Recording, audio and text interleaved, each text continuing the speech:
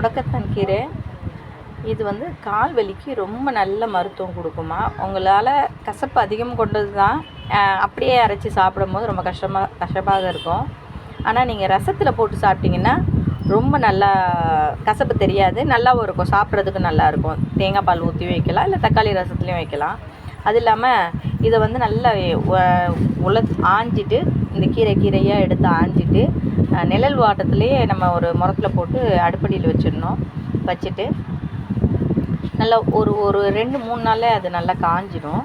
அதுக்கப்புறம் பொடியை அரைச்சி இதை சாப்பிட்டோன்னா கால் வலி, முட்டு வலி, முடக்கு வாதம், முட்டு வலிக்கே ரொம்ப நல்லா கேட்கும். பிரண்டையோட இதுவும் நல்ல ஒரு மருத்துவம்பா.